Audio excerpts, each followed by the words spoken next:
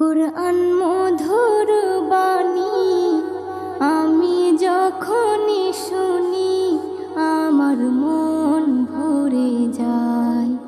কুরআন মধুর বাণী আমি যখনই শুনি আমার মন ভরে যায়।